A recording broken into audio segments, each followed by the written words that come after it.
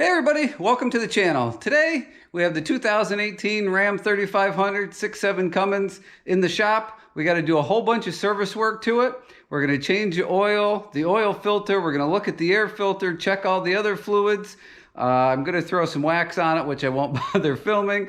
We got some fuel filter stuff to look at. All kinds of things to go over here today, so stick around.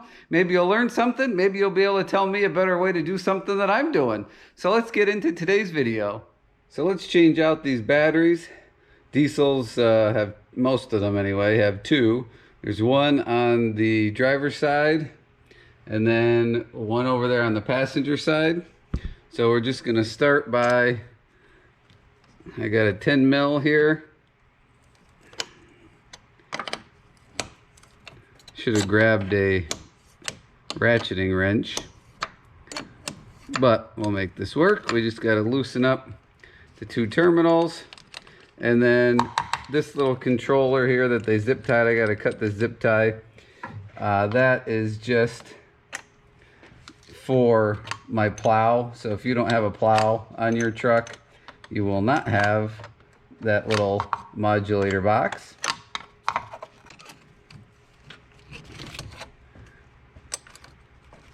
So off she goes, positive is off.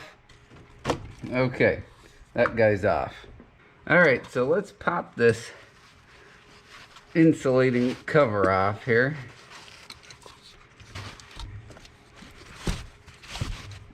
Okay, we got our little blanket there. Okay, let me see if I can show you. So on the inner side of the battery, you can see right in the center of the screen a little bolt head. That is what is holding the battery on. So we just need to take our little 10 millimeter socket down in there,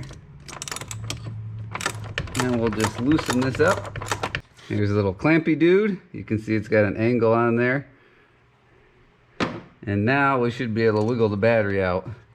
It still looks like it's fairly tight in there, and it's a heavy battery.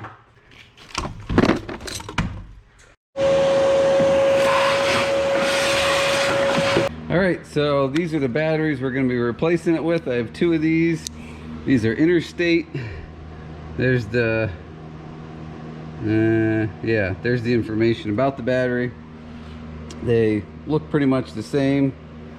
I measured them before. I measured this before I took that one out. So now we have to work on getting this guy back in there. These are actually special sealed batteries, so they're pretty expensive, of course. All right, so now let's put our little battery blanket back on before we forget that. Okay, now let's put our terminals back on.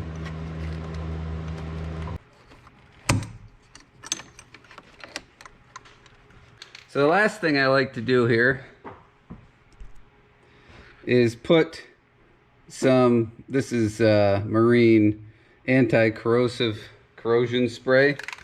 I just like to spray that on both terminals here. You can see the battery here on this side. It's going to be the same thing, only a little easier because there's less stuff over here. I'm not going to bother showing this on film because it's basically the same thing. If something does come up, I'll go ahead and film it. If not, I'll just show you when I get this changed. All right, got the other battery changed out here. The only strange thing about doing this battery was the little nuts here that are part of the clamp for the positive and negative. Those were 8 millimeter and the other side was 10. Other than that, everything else was the same. All right, since we're in the passenger side corner here still, let's go ahead and check the air filter. There's 3 screws here that hold it on, or hold the cover on, 1, 2, and 3. Got those out. Let's just take this off here.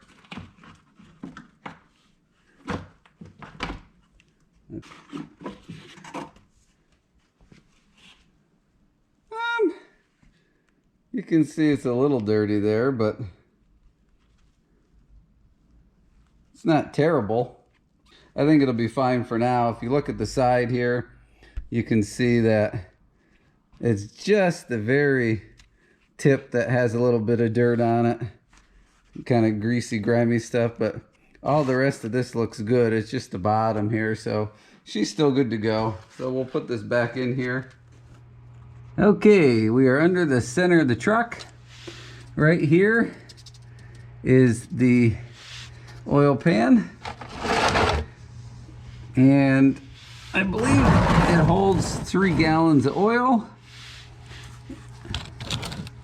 is what the book said. I don't actually know how many. It's a 3/8 drive is the drain plug. I don't know how many gallons of oil my tub here holds. So I've got a secondary one ready to go just in case. So here we go. There she blows. Hopefully you guys can see that because my hand's all dirty now. Okay, so this is the passenger side front tire and the wheel well. The oil filter, engine oil filter, is right in there. Move the light here so you can see the bottom of it. There's kind of a cutout here in the plastic wheel well.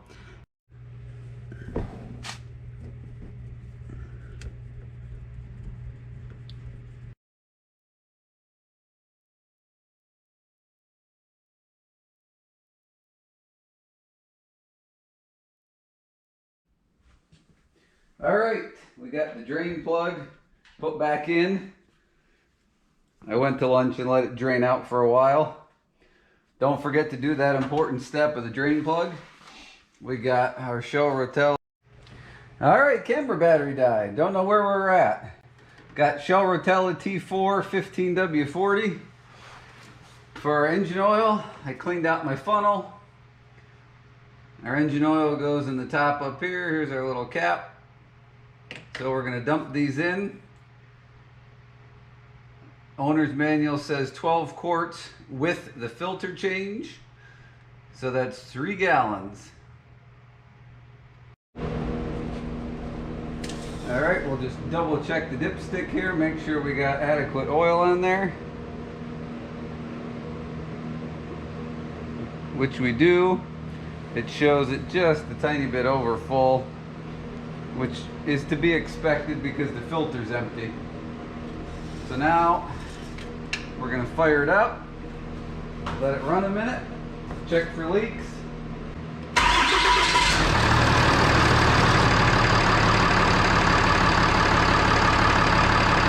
Alright, let's let this sit a little bit and then we'll check the oil and check the filter, check the drain plug, make sure nothing's leaking.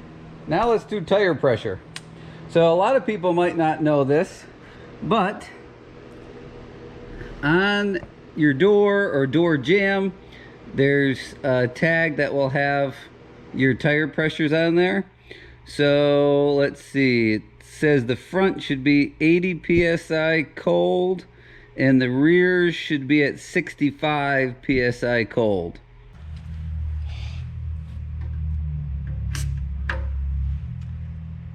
All right, I'm reading about 75. When it gets cold out and the air temperature changes, it can change your tire pressure a bit. So it's always important to check them at least once a year, twice a year. So we are now at 80 psi, and I'm going to go check all these other ones. It's also important if you have, this truck runs a plow in the wintertime, so we want to make sure that we're at the max recommended PSI because we'll have the weight of the plow on here. All right, I'm going to check these other ones. So while we're looking around, let's just take a peek. Here's our coolant. You can see kind of a pinky color in there up to the ridge. If I could set this down a second, maybe I could show you. So here is the reservoir, and right underneath my finger is the pink. That's what we're looking for, so that's okay. We'll come on this side.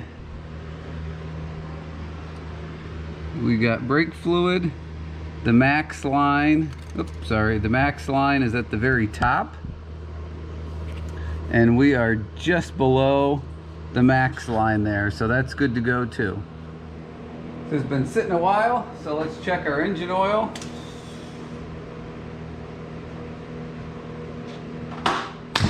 Let me knock the light on the floor, and we are good to go. All right, we got to do windshield washer fluid. That is in the front corner here on this truck. We're gonna top this off. So we also have power steering fluid we can check. It's gonna be hard for you guys to see this.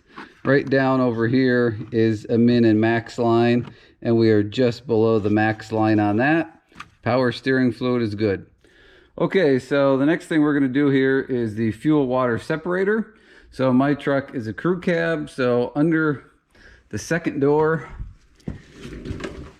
of the truck on the driver's side, we will go under, and I'll just show you quick. Tight fit.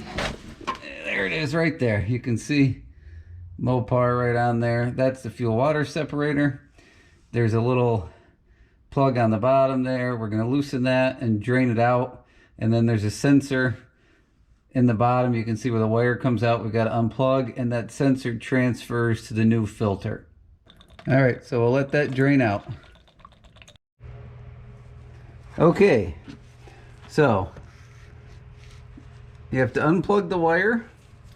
Here's the wire. That was plugged in right up over here. We got to unplug that. Then you got to come down, and I don't know what size this is. I just grabbed a big crescent wrench, and you have to take this plastic nut out with the sensor. Just be very careful, because it is plastic. You don't want to strip it or wreck it in any way. A little more did. Oh yeah, we're making a mess. Okay. There, that is out. Now we've got a filter wrench here that we'll just put on there, and we'll take that off. I don't know if you guys can see anything. My hands are covered in diesel, so I'm trying not to get too much all over the camera. Got the old one off. We put some diesel fuel on the seal. Now we're trying to put the new one on. It's not wanting to go.